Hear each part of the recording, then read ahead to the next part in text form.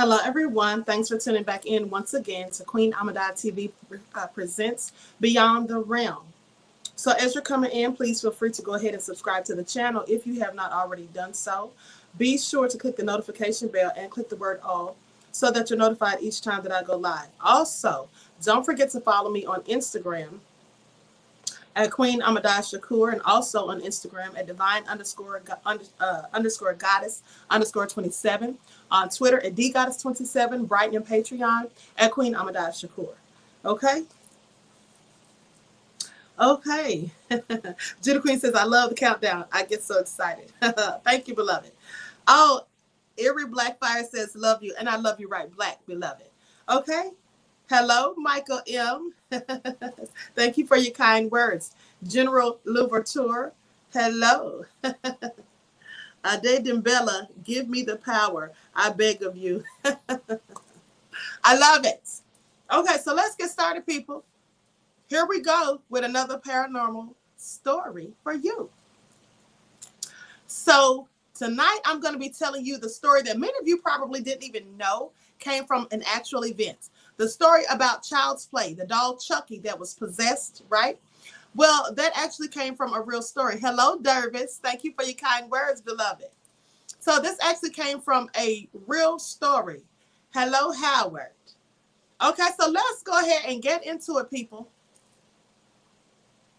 Robert the Doll, the story of Eugene Otto and his enchanted doll. Now, it's fair to say that Key West, Florida is well known for being haunted. Now, there are many stories surrounding Key West and the wider states, but one of the most famous is that of Robert the Doll. Now, Eugene Otto, who's an author, by the way, okay, and the elements of a Bohemian voodoo were said to be linked together. Although Robert seems to be nothing but a rather corn-worn doll, dressed in a sailor suit, holding a toy dog covered in small marks that appear to be little scars. With small beady eyes and a smirk on his face, many agree that he is directly responsible for a veritable bounty of woe. Now, Robert has over the years been accused of causing car accidents, relationship breakdowns, divorce, death, disease, and much, much more. Now, you may ask, where did Robert the Doll come from? I'm glad you asked. Now, although Robert's origins are disputed, as this is one of those stories that gets passed around, you know, by word of mouth, right? From family member to family member. Now, it's generally thought that Robert was given to Otto, the author Eugene Otto, as a present from his grandfather following a trip to Germany. Now, after some investigation by the Fort West Martello Museum, where Robert resides to this day, it's now thought that the doll was never actually intended to be a doll. It's thought to have been made of stiff and perhaps to have manufactured or to been manufactured as part of a clown or jester display.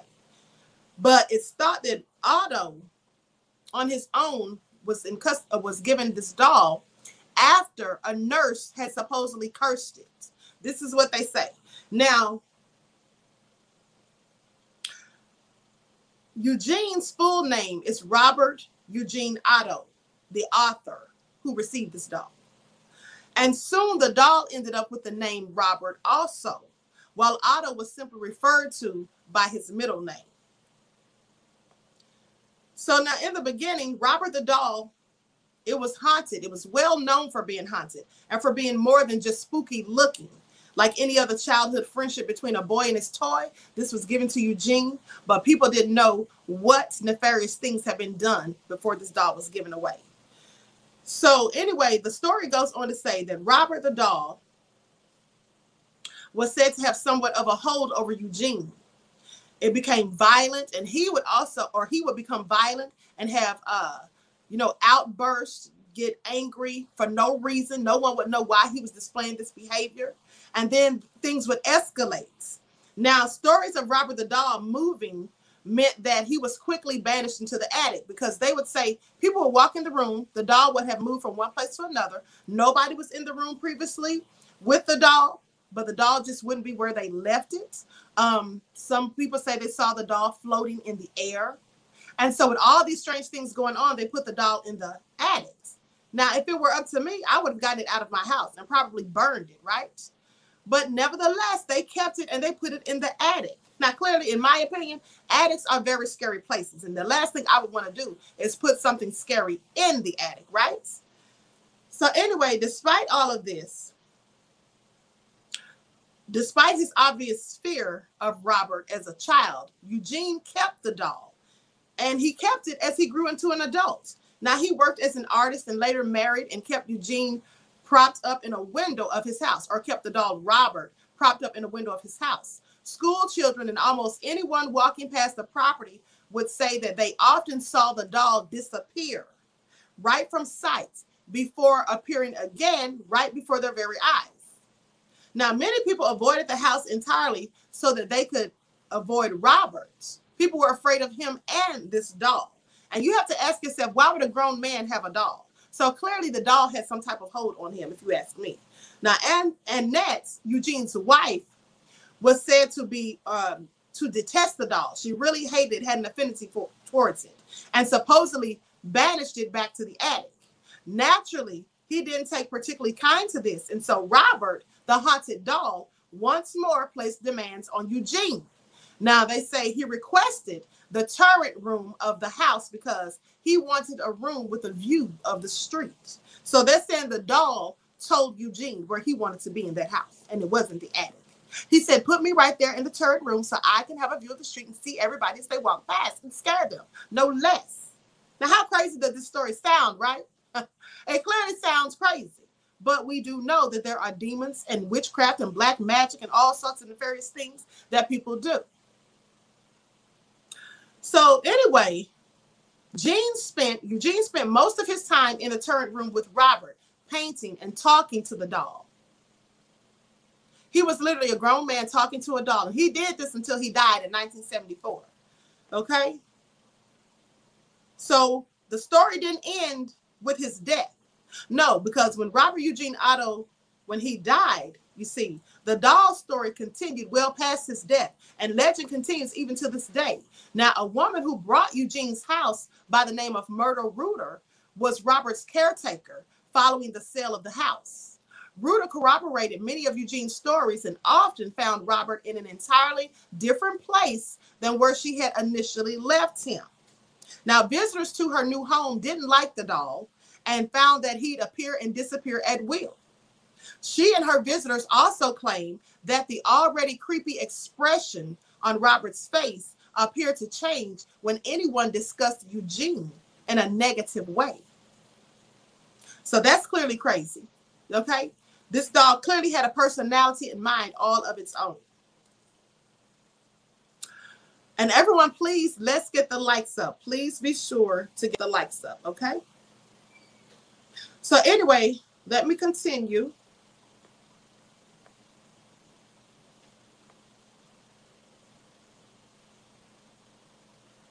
Hold on, people.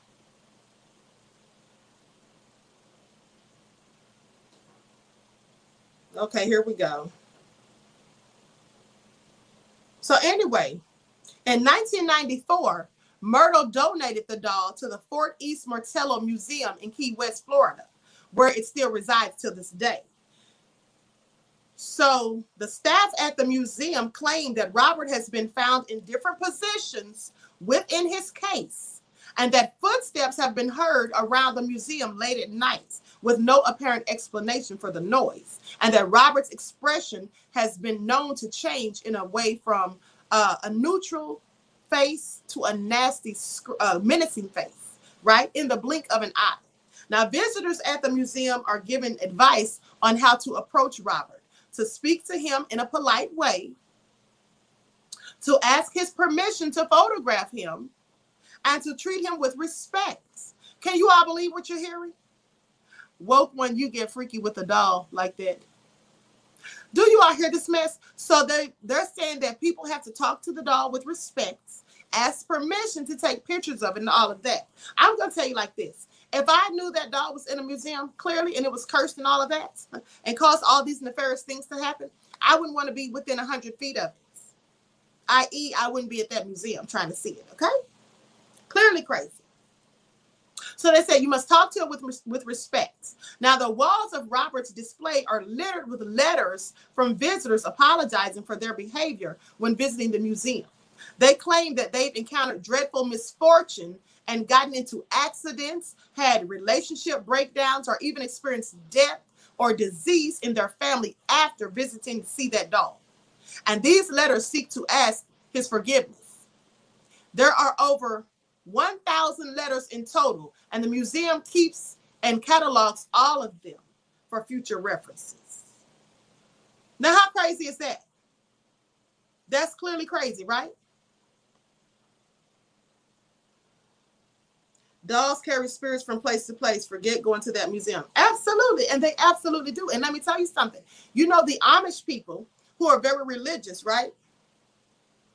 They don't believe in giving their children dolls. And there's, in fact, a story, a true story, of an English woman who gave one of the Amish children a doll without their permission. And when the child brought the doll home as they were walking home, the parents were so upset. And then after that doll came into the house, all sorts of strange things started happening. And they got rid of the doll, but the strange things still occurred. And they, in fact, had to take the little girl and have an exorcism performed on her, because they say that a demon was in the doll and it possessed her. I'll have to tell you that story on another day. But let me continue, because there's another article on this information about this doll.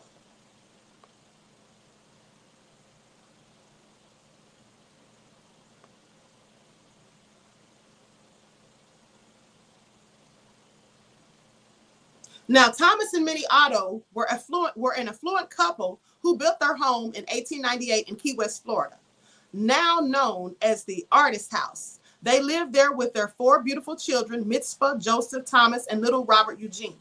The home was quite large, so the Ottos kept a staff of servants to help with maintaining the grounds, the cleaning, the cooking, and looking after the children. Now, the nurse who was caring for the youngest child, Robert, was so integral to the family that they would take her on vacation with them so she could assist with the boy while they traveled abroad. Life was good for the Ottos. The nurse, on the other hand, was quite unhappy. There are 2 conflicting accounts of how Robert Eugene acquired the doll. Now, some say that it was handmade, a kind of doll from a kind doll that his grandfather brought back from Germany. Others say that it was a gift from his nurse. Now, Robert's nurse, like many of the staff the Ottos employed, is said to have been from Jamaica, though there is some debate that the woman was actually Haitian. Now, unfortunately, given the time and place in history, there are no recordings of the nurse's name. So her origin and family history is based on stories that have been passed down by the Otto family and Key West locals that live nearby. So as the story goes, this nurse practiced voodoo, and displeased with the way the Otto family treated her and other servants, decided to take her revenge in a way only a way that she knew. When Robert was 4 years old, she gave him a gift. It was a handmade doll in the boy's likeness and imbibed with the essence of a demon's spirits. Now, the boy was absolutely enamored with his inanimate friend and immediately named it Robert, giving it his own first name and having everyone refer to him as Gene by his middle name. Now, the doll itself stood 40 inches tall, which was unusually large for the time. It was stuffed with wood wool, and it was dressed in a sailor suit, which many believe came from Eugene's own wardrobe. Robert the doll's facial features were painted on with a mouth drawn in an expression similar to that of a court jester. Now, from the day Gene got Robert, the 2 were inseparable. Gene brought his new best friend everywhere. Robert slept in Gene's bed, had his own seat at the dinner table with the family, accompanied him during his bath time, and had his own rocking chair in Gene's room. Voodoo or not, the doll absorbed a lot of emotional energy from the boy. It didn't take long for Thomas and Minnie Otto to suspect something was wrong. Now, the problems began with the types of sounds that would come from Gene's room. Minnie would be milling about the house, and she would hear Gene talking to someone, his small voice. And the second voice in the conversation was also Gene's voice, but the tone was frighteningly low and filled with an intensity and an insistence. Now, on one occasion, Minnie crept up to Gene's room to listen into a particular tense-sounding conversation that she heard. Without warning, she burst into the room, unsure of what she would find. And much to her astonishment, she found Gene balled up in a corner of his room with his arms wrapped around his knees, while Robert the doll stared down at him from the bed. As time went on, the Ottos began to hear inexplicable footsteps and giggling from different corners of the house. They would find Gene's other toys ripped to shreds, and when confronted about the mistreatment of things, Gene would always say, "Robert did it." Of course, his parents did not believe him, and so Gene was often punished for random destruction of things in the house, and for the broken dishes in the china cabinet, to the silverware strewn about the floor, to even torn up laundry. Gene's explanation remained constant. He always said, "Robert did it." Now, eventually, the Ottos began shifting the blame to some of the staff for the things that Gene could not possibly have been responsible for, including locking a servant out of the house late at nights. It didn't take long for the servants to become suspicious of Robert the doll themselves. Perhaps one of the most troubling occurrences for the Ottos was waking up one morning to the sound of their little boy screaming in terror. They rushed to his room and found all of his furniture had been overturned and his belongings thrown about the room, all around, everywhere. Robert sat on the bed and appeared to be glaring at Gene while the little boy looked up at his parents and spoke 3 words: "Robert did it." As time passed, visitors and neighbors began to take notice of the doll as well. Visitors claimed to see Robert blink, and they heard the mysterious footsteps when he was not in view. Neighbors claimed to see Robert peeking through windows, appearing to move on his own. Now, when Gene's aunt came to visit, she was immediately uncomfortable with Robert. She believed that the doll was indeed cursed and insisted that Thomas get rid of it. Not wanting to break his son's heart, Thomas took Robert, placed him in a box, and brought the doll up into the attic, where he would stay until the end of the aunt's visit. Now, sadly, the woman was found dead in her bedroom the next morning. The official cause of death was a stroke. The doll probably scared her to death, people. But Robert the doll was quickly unboxed and returned to Gene, never to leave his side again. Now, I don't know about you all, but I would have clearly thought that was suspicious. The woman that wants the doll done away with is now found dead the next day, and they're going to give him back the doll? I would have burned it, okay? Clearly. So Gene grew up to be an artist. He designed the gallery at the Fort East Martello Museum and married a renowned pianist named Annette Parker. Now, he brought her to live in his childhood home where she first met Robert the doll. Gene was known to be an eccentric character. It was part of his claim and part of his charm.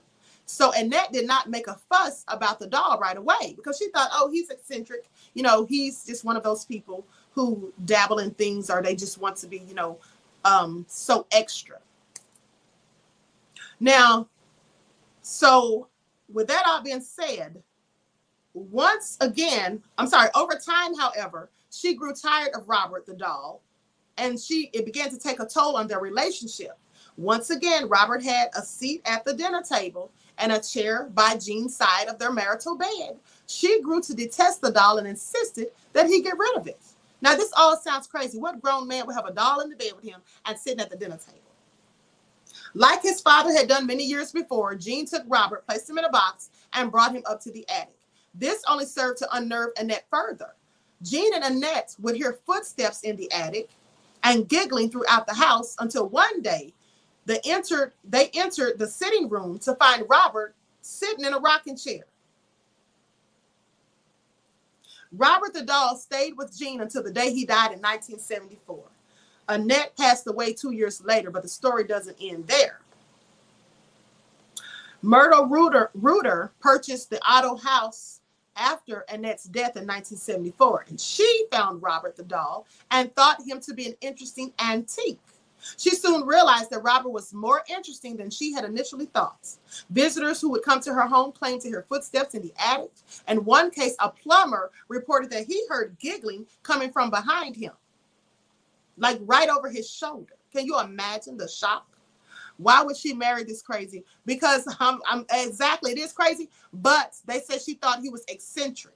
So she just, overlooked it in the beginning. Because, eccentric people, they do weird things, okay? They do things that most of us would think are strange. So, nevertheless, the plumber said that he heard someone giggling from behind him like they were leaning over his shoulder. And when he turned to see what was going on, he said the doll had moved across the room on its own. Myrtle was convinced that the doll was haunted, and both her and her daughter insisted that Robert moved around the house by himself, unassisted. Now, the artist house was gaining its popularity. The locals were fascinated by the story of the demon doll. This is how you know some people are crazy, okay? The Helmets crew, why would they want to go see this doll? A demon doll is the last thing I would ever want to go see. But they flocked to the house because they had to get a glimpse. Now, so a reporter named Malcolm Ross came by to do a story on him. When he was brought into Robert's room, Malcolm was stunned to see a change in the doll's facial expression. Malcolm had been talking negatively about Jean Otto, and Robert appeared to glare at him in disgust. He says, it was like a metal bar running down my back. At first, when we walked through the door, the look on his face was like a little boy being punished. It was as if he was asking himself, who are these people in my room, and what are they going to do to me? So that's also crazy, but that's the story of Robert the doll, and that is where they got the idea for the movie Child's Play, with a wicked doll, demon-possessed also, named Chucky. Okay? So they want the evil's power. Sounds like the parents knew of the doll's power and desired to have it around. This is an episode of The Twilight Zone, says Carl Kilcrease. Absolutely crazy, right?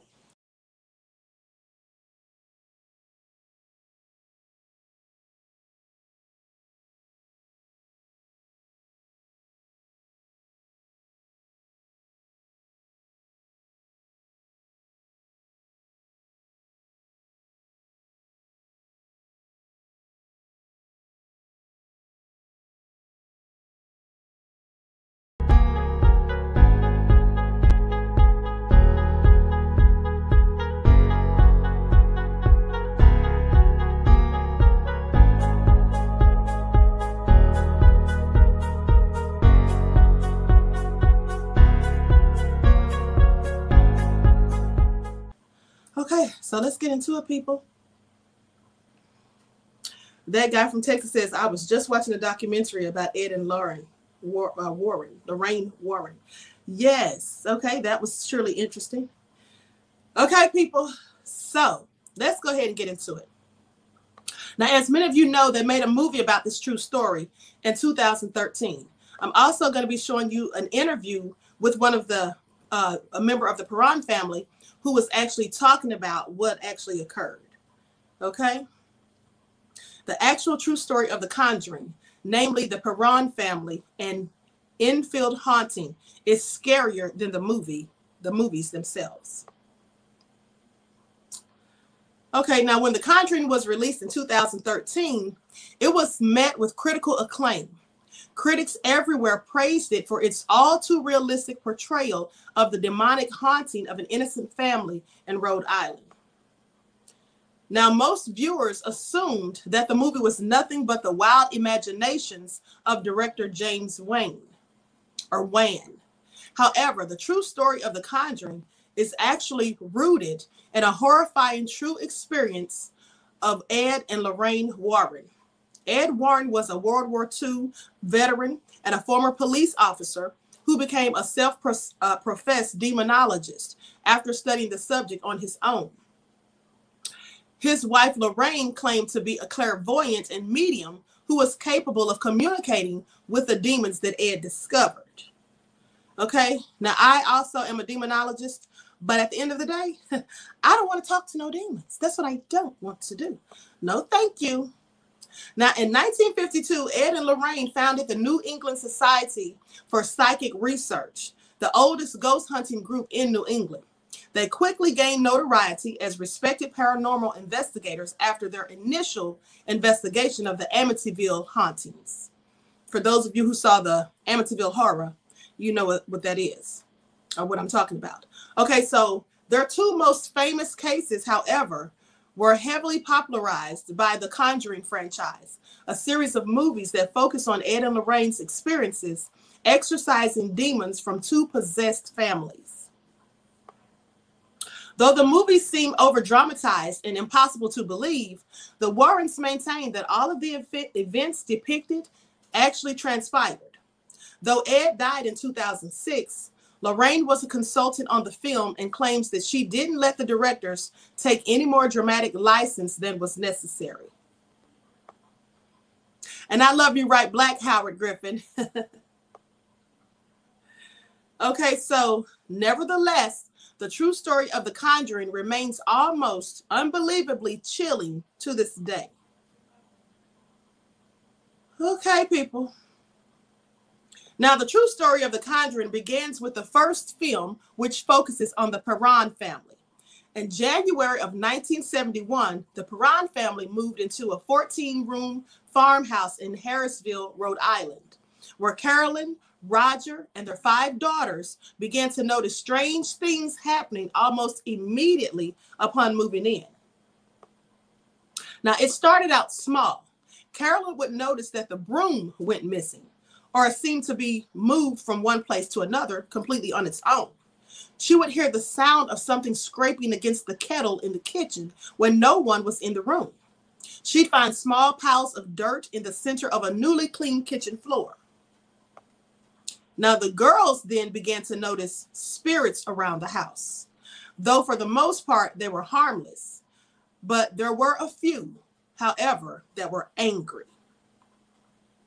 Now, Carolyn allegedly researched the history of the home and discovered that it had been in the same family for 8 generations, and that many of them had died under very mysterious circumstances or horrible circumstances or situations. Several of the children had drowned in a nearby creek. One of them had been murdered, and a few of them hanged themselves in the attic. So that all sounds like a recipe for a disaster. Clearly, those type of horrendous deaths, especially multiple ones on a property or within a dwelling, that would likely have, a lot of negativity surrounding the home and also have room for demonic infestation. Okay. Now, the spirit was depicted in the film Bathsheba. That was what they called the spirit in the film. That was the worst of them. They said whoever the spirit was, she perceived herself to be the mistress of the house, and she resented the competition of my mother. This is what one of the daughters says. She said she thought she was the mistress of the house and resented the competition my mother posed for that position. That's what Andrea Perron said, one of the oldest of the 5 girls, or the oldest of the 5 girls. Now, it turns out there was actually a real person named Bathsheba Sherman who lived on the Perron's property in the mid-1800s. So that's not a coincidence, I don't think, because whose name is Bathsheba in modern times? She was rumored to have been a Satanist, and there was evidence that she had been involved in the death of a neighbor's child, though no trial ever took place. She was buried in a nearby Baptist cemetery in downtown Harrisville. So the Perrons believed that it was Bathsheba's spirit that was tormenting them. And likely it was, because if she was a Satanist and allegedly a killer, because they accused her of killing a child in the neighborhood or whatever, then she clearly was likely a demon in an afterlife, okay? Now, according to Andrea, The family experienced other spirits as well that smelled like rotting flesh and that would cause the beds to rise off of the floor. She claims that her father would enter the basement and feel a cold, stinking presence right behind him. She says they often stayed away from the dirt-floored cellar, but the heating equipment would often fail mysteriously, causing Roger to have to go down there and check it out. Now, let me tell you something. When they say that it was cold and there was a foul smell like rotting flesh, that's absolutely the presence of a demon, okay? It's absolutely a demonic presence. I told you all on another live nights ago that when a demon is around, you'll smell something like rotten eggs, rotted meat, sulfur, feces. I mean, just the most foul, pungent smell ever. Trust me, I've smelled it, okay? Clearly, it is hideous. Now, over the 10 years that the family lived in the house, the Warrens made multiple trips there to investigate. At one point, Lorraine conducted a seance to attempt to contact the spirits that were possessing the family. And during the seance, Carolyn Perron became possessed, started speaking in tongues and rising from the chair, rising off the ground in her chair. Ooh, honey, can you imagine that? Okay, now, Andrea claims to have secretly witnessed the seance. She says, I thought I was going to pass out. My mother began to speak a language not of this world and a voice not of her own. Her mother then levitated and was thrown across the room. Though the movie version of events culminates with Ed performing an exorcism rather than a seance, Lorraine insists that she and her husband would never attempt one, as they must be performed by Catholic priests. Now, after the seance, Roger kicked the Warrens out, worried about his wife's mental stability. According to Andrea, the family continued to live in the house due to financial instability until they were able to move in 1980, at which point the spirits were silenced and the hauntings then ceased.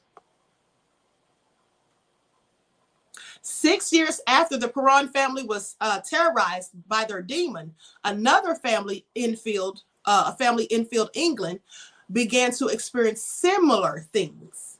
Now, in August of 1977, the Hodgson family started seeing and hearing strange things. Janet, who was only 11 at the time, recalled sitting up in her bed to see her dresser slide across the room that she shared with her brother. She shouted, "Mom, Mom."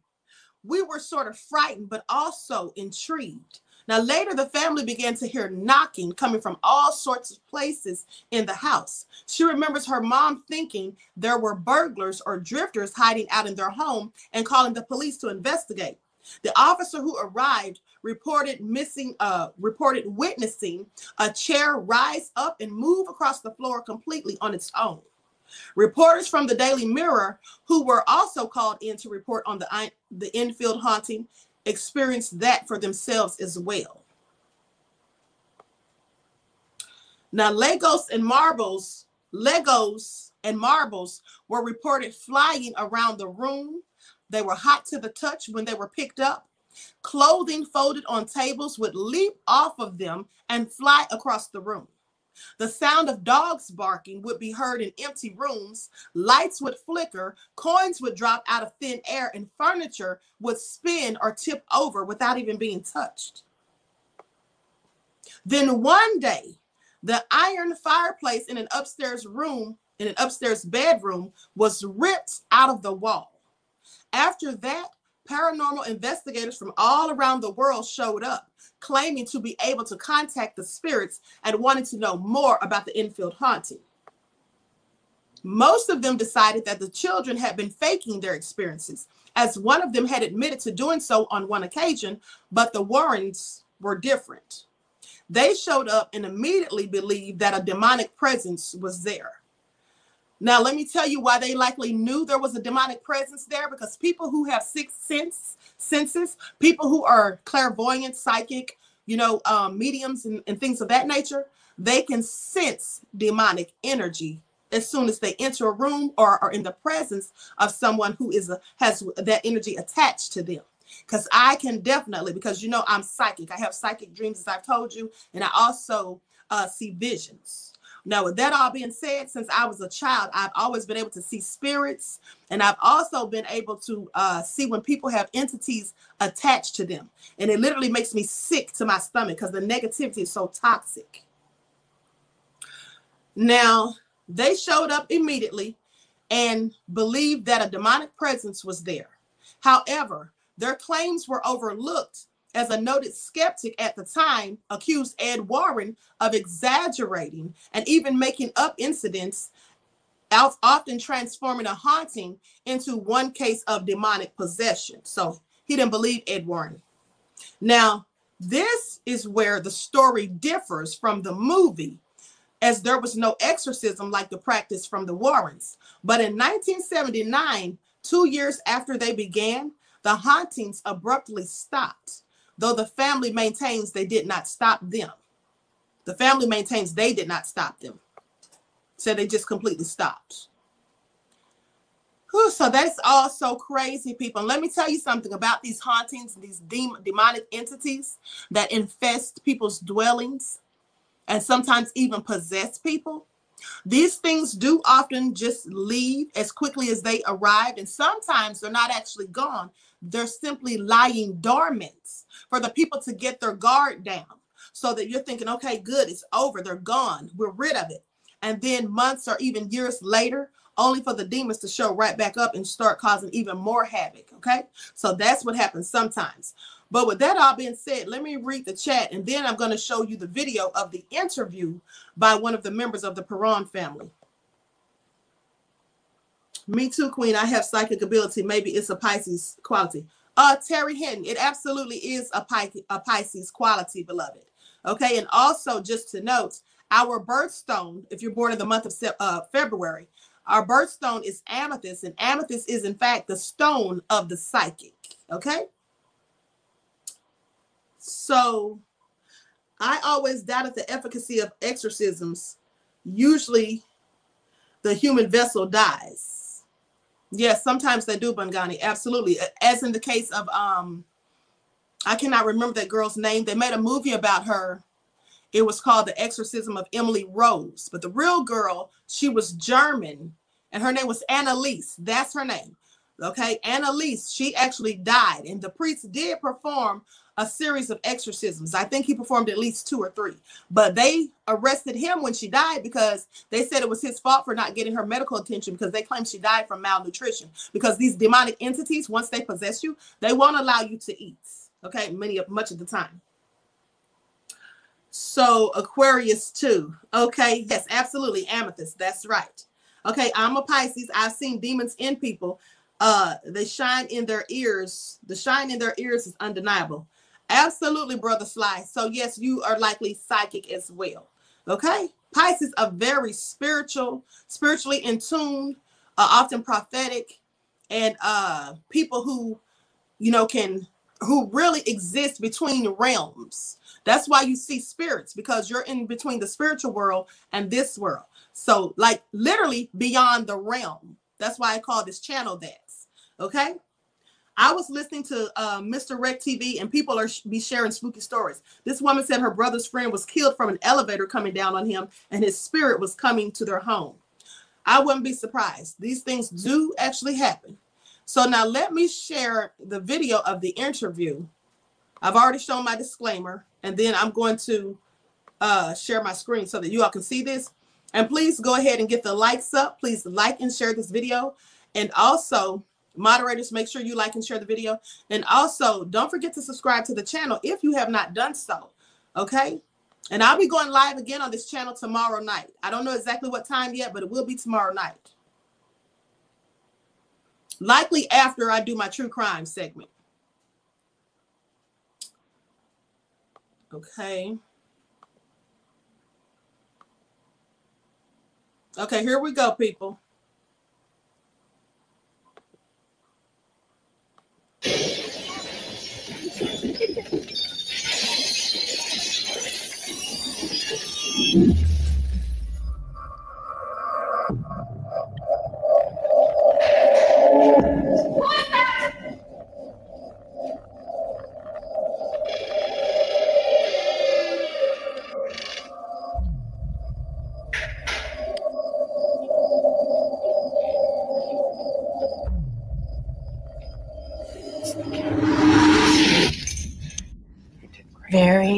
Very scary. Oh boy. A lot of you recognize this from the movie The Conjuring. The house where a lot of things went bump in the night.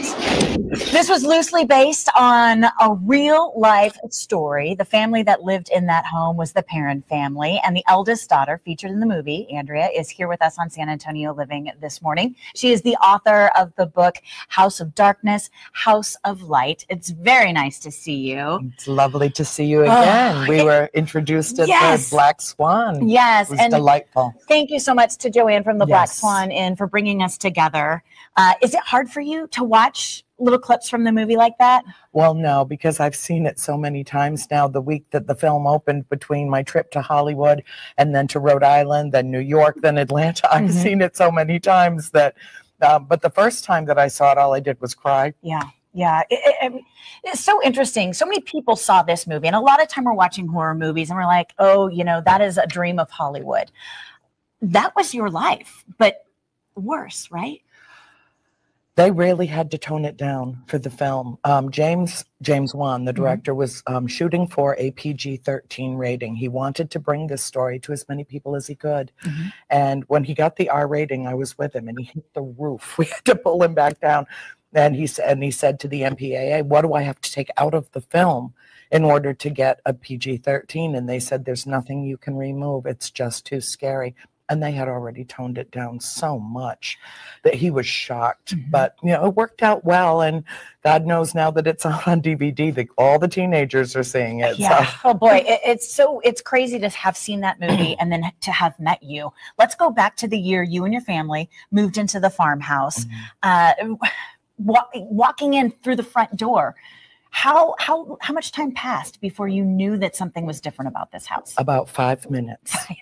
Wow. What was the first thing that happened that clued you in? Well, we bought the house in December of 1970, but my mother refused to move at Christmas. Imagine that. So we moved in the first week of January 1971 in the middle of a snowstorm, swirling ice storm.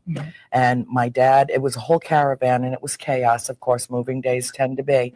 But my dad handed me a large box off the back of the truck and said, take this to your mother in the kitchen. So I went through the parlor door, and I had to walk the entire length of the house to get to the kitchen and the pantry, and it was more than 110 feet long. So I walked into the dining room, and I saw an oddly dressed man in the corner of the dining room, and I greeted him because I was a polite child. I said, good morning, and he didn't respond to me. His focus was entirely on the elder gentleman who was moving out of the house, who had sold it to us.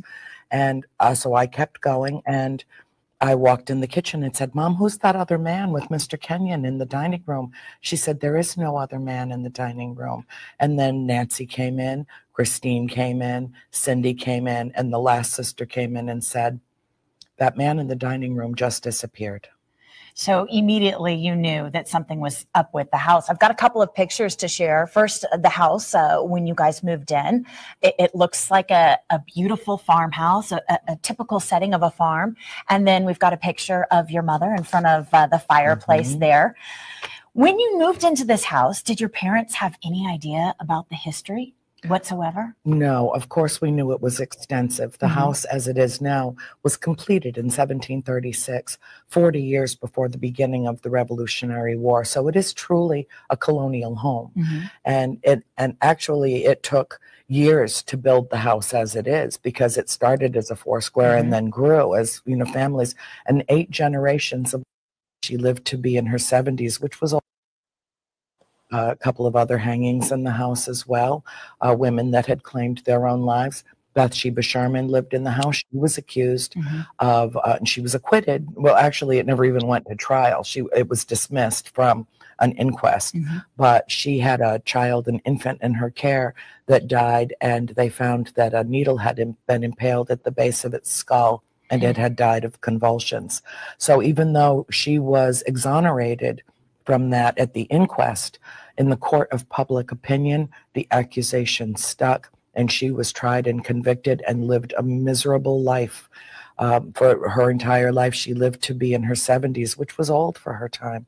And that black cloud hung over her in life and after death. So you got to the point where all these spirits were really making it a very scary place to live. And in the movie, you saw that the Warrens came into play and they came to the house. Did that happen in real life? Yes, it did, actually. They didn't move in with us, as was portrayed in the film, and there was no exorcism conducted in the house. A priest came with them. They decided that it was important that my mother was oppressed by a spirit, and my mother was changing radically, dramatically, even though it was gradually over a period of time. She began dressing in vintage clothing.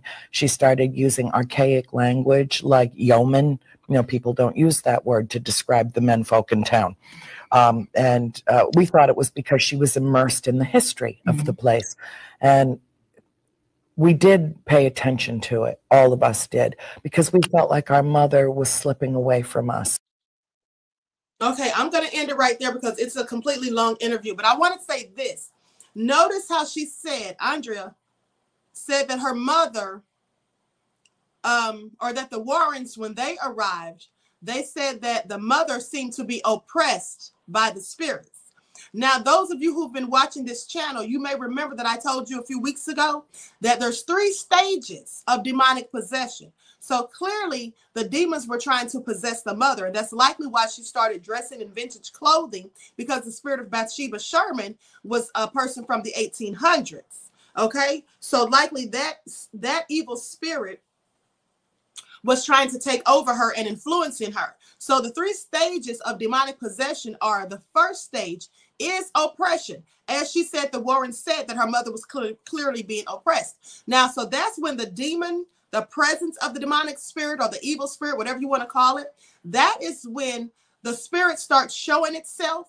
Like you'll hear like bangings on the wall, usually in 3s, because demons do things in 3s. You'll start hearing like growls in the house, in 3 growls at a time.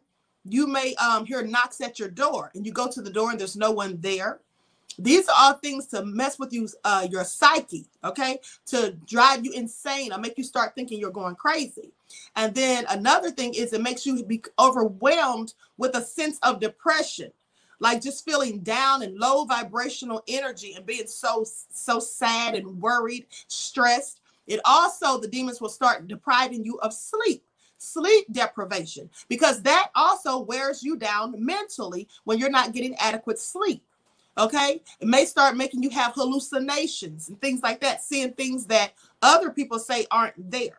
So these are some of the stages of oppression. But the second stage of demonic possession is infestation. Now, infestation, that has more so to do with the knockings in the walls and the growlings and things like that, because that's when you really can tell that the demon has infested the home, the dwelling. Okay, and then the third stage is possession. And that is when the evil spirit entity literally takes hold and possession of a person in the home's physical body. Okay, so they literally take hold of the person, and the person is no longer in control. Now the demonic entity is in full control of the person's mind and their body. Okay, so that's how that goes. So with that all being said, I can only imagine how scary it must have been living in that home and having to experience that. And then they noticed those things right away. As soon as they walked into the home, bringing in their boxes, hello, I would have probably turned around and just left. Okay, exit stage left if I started seeing things as soon as I walked in. And that's why, people, it is very important that when you go to certain places, because, you know, if you go somewhere where there's evil, negative energy and spirits and entities, you can actually take those things with you. Now, remember, I told you the story of my sister and her friend who went to Louisiana and they visited this haunted house. And my sister took a picture of it. And when she showed us the picture, there was literally a ghost. You could see a figure of an old woman on the roof. And the story goes that an elderly woman died there. I believe she froze to death, right? And so they said that her ghost was still haunting that house. But we saw it on the picture that she showed us. And then when my sister came home one night, I think it was the first night that she arrived back at home, she said they heard the dogs barking, her and her husband. And so they got up to go and check and see why the dogs were barking. And she says their front door was wide open and they had locked it before they went to bed. There was no one else in the house but them. And everyone said they didn't unlock the door or open it or any of those things. So how did that door get open? But what's even crazier is the next day when she talked to one of her friends who went on the trip with her, they said also that they woke up in the middle of the night and they saw their front door was wide open. So you can bring those things home with you or take them. They can be attached to you. And they call them, some people call them hitchhiker spirits or hitchhiker ghosts, because they can literally hitch a ride with you and just go wherever you go and just be attached to you. Okay, so that's all so crazy. Judah Queen says, my mother told me my great-grandmother and her assistant pastor visited a home of a lady who was into demonic stuff, and it felt as if they were sinking through the floor when they walked in. On that note, I would have turned around and left. Okay, no need to go any further. All right, please. Yes, I burn sage and say a prayer on the regular. Absolutely, Queen Conscious, and so do I. So the old lady came home with them. Yes, Chelsea, that's what it seems like. That's what it seems like. Sleep deprivation will drive you crazy. Yes, absolutely, AB the Great. And I'm going to tell you all something. I lived in this house once that had all these strange things happening. And because I'm psychic, I can see these spirits, right? I mean, I can sense them walk into the room. I can sense their presence. Like, for example, one night I was asleep and I sat straight up, like something just woke me up, and I saw two shadowy figures standing in my bedroom. And they ran through, and I think I told you all this before. They literally ran through the bathroom and into the walk-in closets. So I got up and I grabbed the Bible and I started reading the 91st Psalm, which is a psalm for protection. And so I walked into the walk-in closet and I saw one of those things shape shift, and it turned into a huge black cat. I mean, it was huge, like the size of a big dog.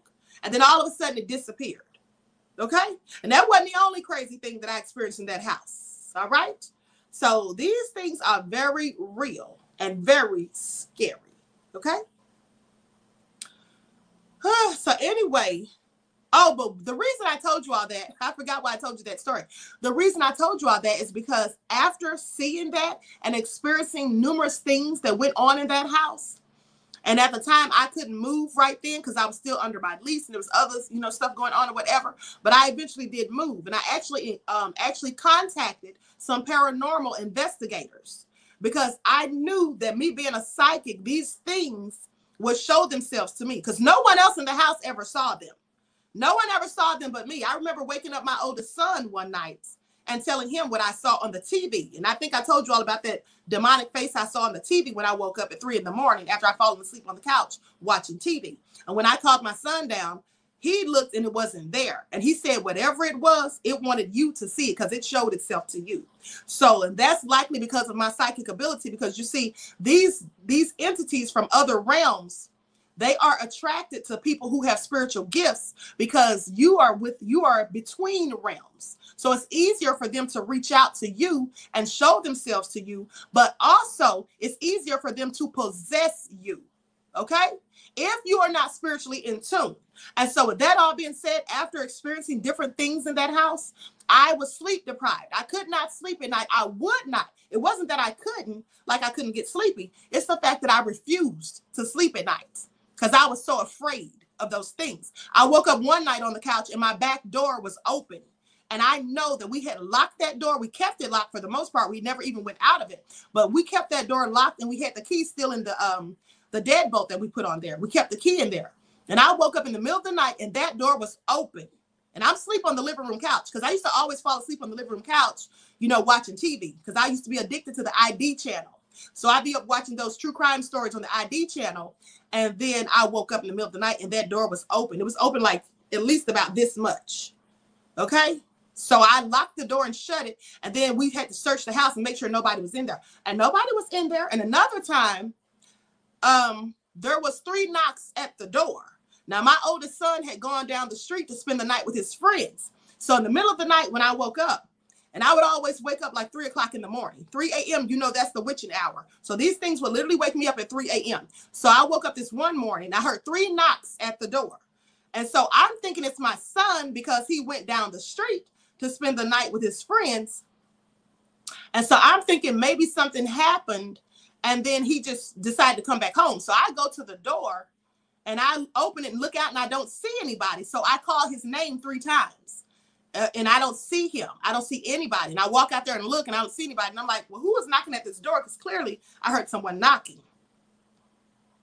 So anyway, with that all being said, I didn't sleep for weeks. I would sleep during the day, but I would not sleep at night. I would purposely sleep during the day, but I would not sleep at night at all because I just couldn't. Okay? So that's clearly crazy. Yes, absolutely, Queen Conscious. Fear does give them power. And as I soon learned that. That's why I don't fear them now, because at the end of the day, we have dominion over these spirits. But since my third eye has been opened, I know that I am in control of those spirits, and so I don't fear them any longer. That's why I sleep well at night, okay? Even after telling these stories. So with that all being said, I hope you all enjoyed this episode. And please make sure that you like and share this video. Also, don't forget to subscribe to the channel if you have not done so.